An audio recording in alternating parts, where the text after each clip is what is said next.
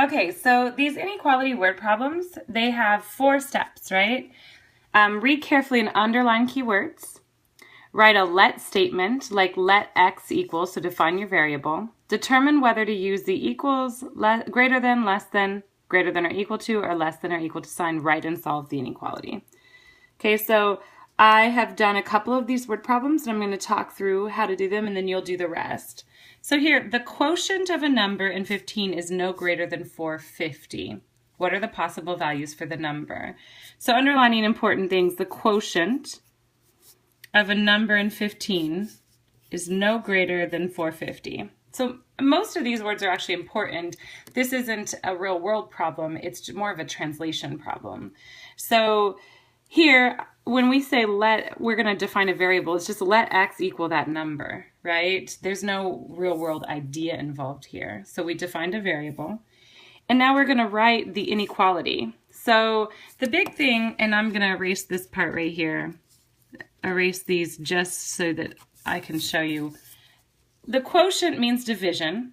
So if you take x divided by 15, quotient of a number in 15, that's that.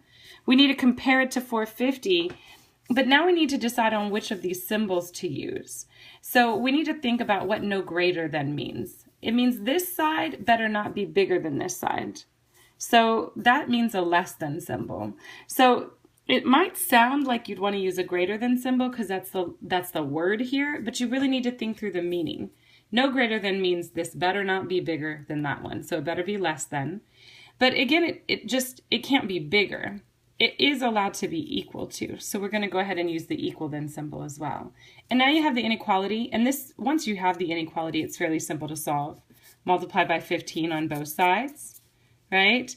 And then that cancels. 450 times 15 is 6,750. So x has to be less than or equal to 6,750.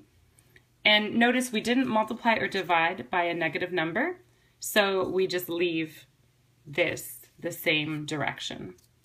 The second problem that I did is a number 4 on the back. Adrian works in New York City and makes $42 per hour. She works in an office and must get her suit dry cleaned every day for $75. If she wants to make more than $260 a day, at least how many hours must she work? So I've underlined important information. $42 per hour, dry clean every day for $75. If she wants to make more than $260 a day, at least how many hours must she work? So I define my variable. X is how many hours she works per day. And I'm specifying per day because you could talk about how many hours she works per week or per year, but all of this problem is defined in the context of just a day. So we only care about how much she works a day. And now, I accidentally used H here. So now we write the inequality. We know that she's going to earn $42 per hour. So 42x minus 75. She's going to earn this much, but then she has to spend that $75 on dry cleaning, right? And we know we want to compare it to 260.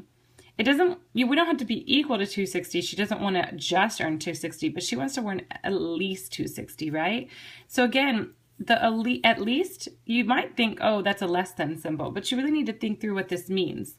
If she wants how much money she makes to be at least this much, then this side better be bigger than, right? And she would be okay if it was equal to 260, but it better be at least 260 or bigger. So this actually needs a greater than or equal to symbol. And now we just solve. It's just a two-step equation. Add 75 to both sides. That's 335, divide by 42. On both sides, we haven't divided or multiplied by a negative, so you keep the symbol the same. 335 divided by 42 is 7.976, ... So I'm rounding to 8. She needs to work at least 8 hours. Now you do the other 4 word problems.